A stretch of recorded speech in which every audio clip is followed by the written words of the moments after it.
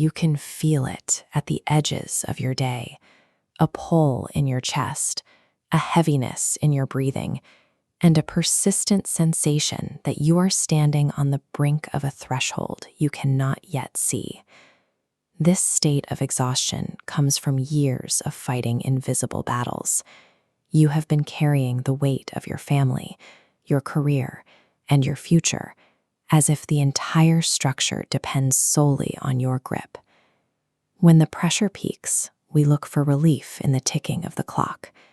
We expect help to arrive according to our schedule and interpret any delay as a failure of the system to respond to our crisis.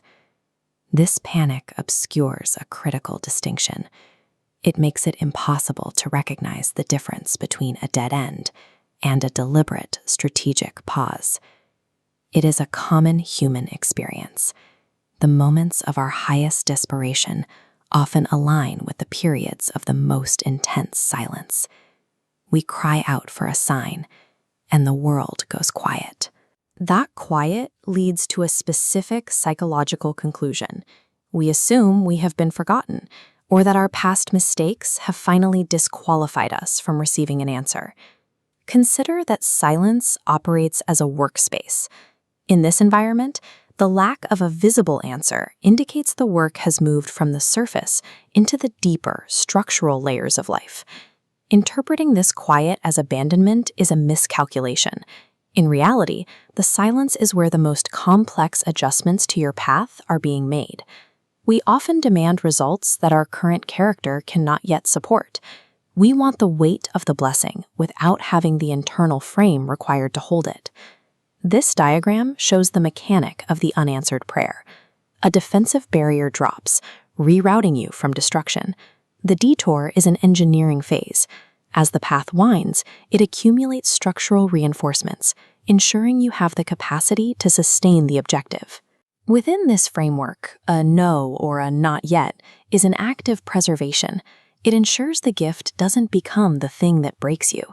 If the goal is protection, we must ask why the process involves so much friction, why the betrayal, the sudden loss, and the collapse of our plans.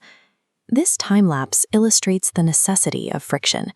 Cutting back the thicket removes dead weight, allowing roots to send energy to something far more durable. Every setback was a controlled environment for development.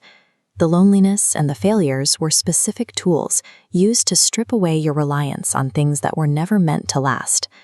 Pain, in this context, is a mechanism of clearance.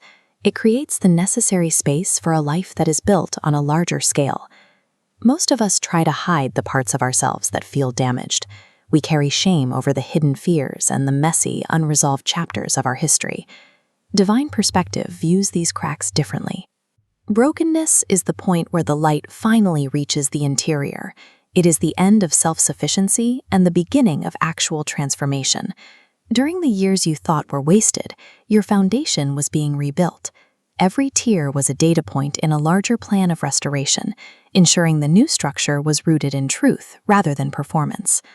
Your scars are not evidence of failure. They are the record of the preparation you have already survived. This brings us to the urgency you feel right now. The preparation phase has reached its conclusion, and your internal capacity now matches the external conditions of your destiny. As the rings of preparation and opportunity rotate, they reach alignment. The path is clear, and energy flows through. But because the world remains in motion, this intersection is finite. The chance to step through exists only as long as the apertures match. Choosing to hesitate now would mean ignoring the very outcome your suffering was designed to produce.